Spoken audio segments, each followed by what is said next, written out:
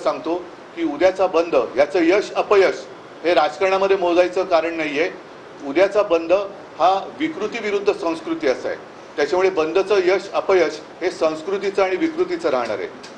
जे आपल्या राज्यातले सगळे सुजाण आणि सुसंस्कृत नागरिक आहेत त्या सगळ्यांना मी सांगतोय की उद्या दुपारी 2 वाजेपर्यंत सगळ्यांनी हा बंद कडकडीत पाळून आम्ही तुमच्या कारभारावरती आणि आमच्या एकूणच माता भगिनींच्या भवितव्याबद्दल चिंता व्यक्त करत आहोत। हे सरकारला दाखवलं पाहिजे।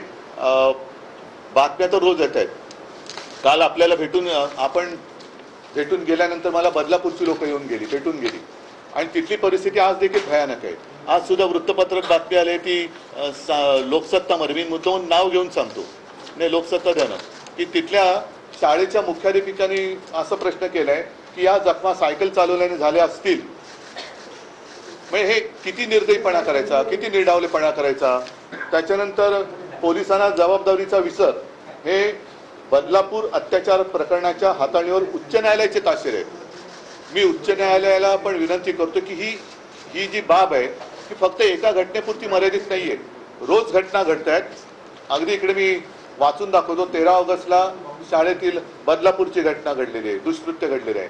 15 ऑगस्टला पुण्याला झालेलं आहे, 20 ऑगस्टला अकोल्याला झालेलं आहे, 20 ऑगस्टला मुंबईला झालेलं आहे, 20 ऑगस्टला लातूरला झालेलं आहे, 21 ऑगस्टला नाशिकला झाले, 21 ऑगस्ट परत मुंबई, 21 ऑगस्ट पुणे, 22 ऑगस्ट कोल्हापूर आणि 22 ऑगस्टला नागपूर। हे मला सरकारला मुद्दामून हा आरसा म्हणा किंवा वस्तुस्थिती दाखवायची आहे की एवढं सगळं चालू असताना आपण अत्यंत निर्ढावलेपणाने लाडकी बहीण ह्या योजनेच्या आम्ही विरोधात नाही, पण आपण बहिणीची किंमत केवळ पैशामध्ये करत असाल तर कृपा करून त्या बहिणीच्या नात्याला कलंक लावू नका। बहिणीचं पहिलं रक्षण करा आणि त्याच्यानंतर मग बहिणीला सुद्धा वाटलं पाहिजे की आहे माझा भाऊ सुद्धा माझं रक्षण करताय। शेवटी महिलेला तिच्या रक्षणाखेरीज दुसरं काही महत्त्वाचं नसतं आणि ते रक्षण म्हणजे सुरक्षित बहीण हे फार महत्त्वाचं आहे। तर या सगळ्या घटना चाललेल्या आहेत, बाकीच्या घटना किती सांगायच्या, आणि या सगळ्या बातम्या आहेत त्या वाचून अक्षरशः संतापाचा कडेलोट होतोय। संताप